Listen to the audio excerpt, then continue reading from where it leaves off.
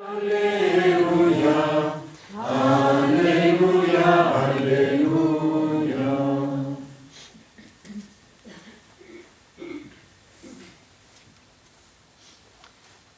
Le Seigneur soit avec vous. Et avec toi. Évangile de Jésus-Christ selon saint Matthieu. Gloire à toi, Seigneur.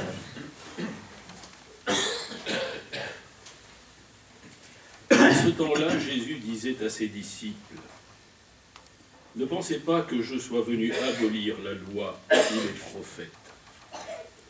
Je ne suis pas venu abolir, mais accomplir. Amen, je vous le dis. Avant que le ciel et la terre disparaissent, pas un seul iota, pas un seul trait ne disparaîtra de la loi, jusqu'à ce que tout se réalise. Donc, celui qui rejettera un seul de ces plus petits commandements et qui enseignera aux hommes à faire ainsi, sera déclaré le plus petit dans le royaume des cieux. Mais celui qui les observera et les enseignera, celui-là sera déclaré grand dans le royaume des cieux. Je vous le dis en effet, si votre justice ne surpasse pas celle des scribes et des pharisiens, vous n'entrerez pas dans le royaume des cieux. Vous avez appris qu'il a été dit aux anciens, « Tu ne commettras pas de meurtre. » Et si quelqu'un commet un meurtre, il devra passer en jugement. Eh bien, moi je vous dis, tout homme qui se met en colère contre son frère devra passer en jugement. Si quelqu'un insulte son frère, il devra passer devant le tribunal. Si quelqu'un le traite de fou, il sera passible de la géhenne de feu. Donc, lorsque tu vas présenter ton offrande à l'autel, si là tu te souviens que ton frère a quelque chose contre toi, laisse ton offrande là, devant l'autel, va d'abord te réconcilier avec ton frère, et ensuite viens présenter ton offrande. Mets-toi vite d'accord avec ton adversaire pendant que tu es en chemin avec lui, pour éviter que ton adversaire ne te livre au juge, le juge au garde, et que l'on te jette en prison. Amen, je te le dis, tu n'en sortiras pas avant d'avoir payé jusqu'au dernier sou. Vous avez appris qu'il a été dit, tu ne commettras pas d'adultère. Eh bien moi je vous dis, tout homme qui regarde une femme avec convoitise a déjà commis l'adultère avec elle dans son cœur. Si ton œil droit entraîne ta chute, arrache-le et jette-le loin de toi. Car mieux vaut pour toi perdre un de tes membres que d'avoir ton corps tout entier jeté dans la géhenne de feu. Et si ta main droite entraîne ta chute, coupe-la et jette-la loin de toi, car mieux vaut pour toi perdre un de tes membres que d'avoir ton corps tout entier qui s'en aille dans la géhenne de feu.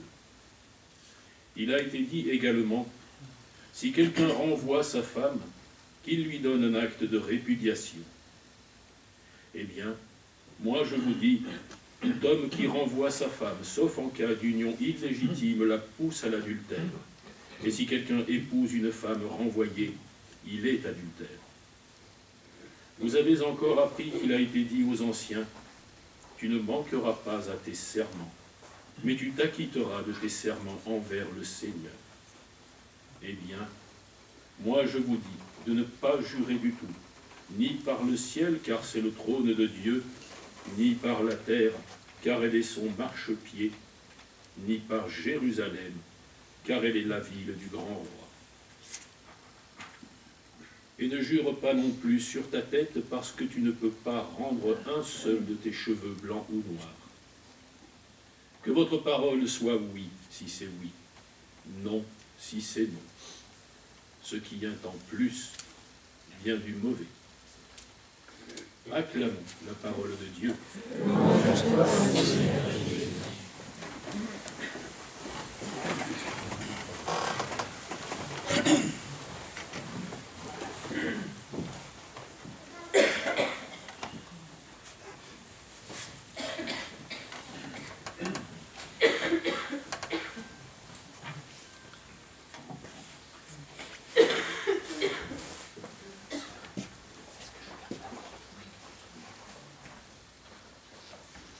J'ai devant moi une communauté Une communauté chrétienne? Qu'est-ce qu'une communauté chrétienne? À quoi la reconnaît-on?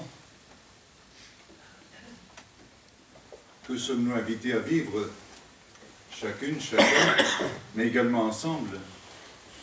Communauté chrétienne, c'est-à-dire à la suite du Christ, celui qui a dit « Je suis le chemin, la vérité et la vie ». Alors, c'est le 3e dimanche d'affilée où nous entendons, nous écoutons la parole inaugurale du Seigneur. On appelle le sermon sur la montagne. Alors, le premier dimanche, vous vous en souvenez, nous avions des itinéraires vers un bonheur assuré. Paradoxal. Heureux les pauvres, heureux les doux, heureux les assoiffés de justice, heureux les constructeurs de paix, heureux ceux qui ont un cœur pur, heureux les persécutés. Voilà. Dimanche dernier, c'était le top. Vous êtes le sel de la terre. Vous êtes la lumière du monde.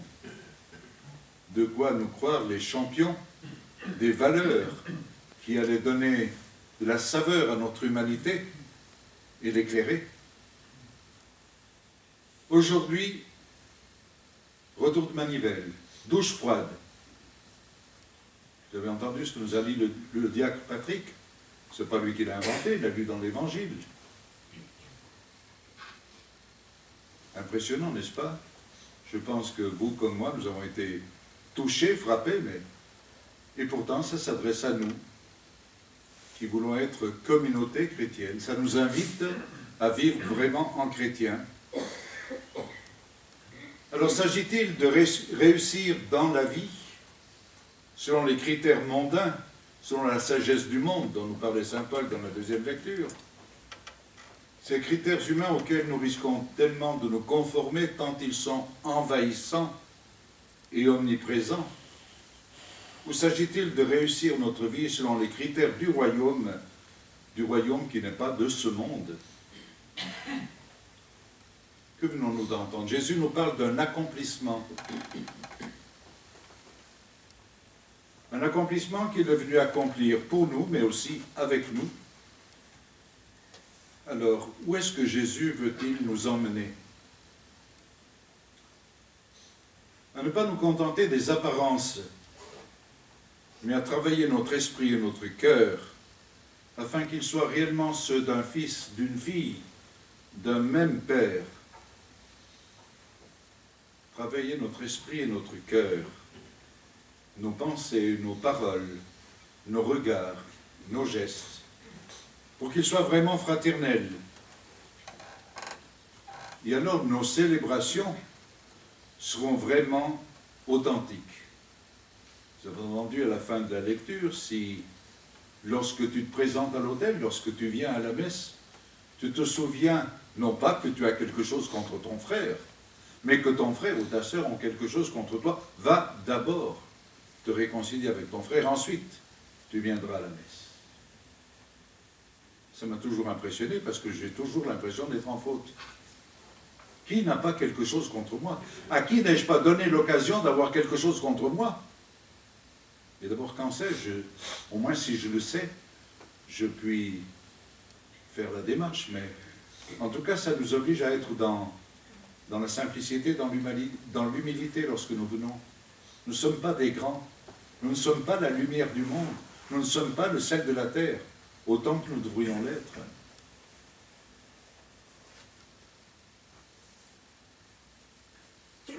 Jésus nous invite aussi à être décidés, à être vrais, témoignant ainsi de notre liberté intérieure, quelles que soient les circonstances ou les situations.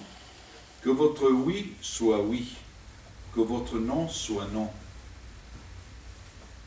N'est-ce pas que grâce à des oui d'encouragement, de bienveillance, de fidélité, nous nous sommes construits, on nous a aidés au cours de notre vie, grâce à des oui d'encouragement, de fidélité, de bienveillance, mais aussi grâce à des non, aussi clairs que bienveillants aussi, avons-nous évité de nous aventurer dans des impasses où nous sommes-nous remis sur le bon chemin?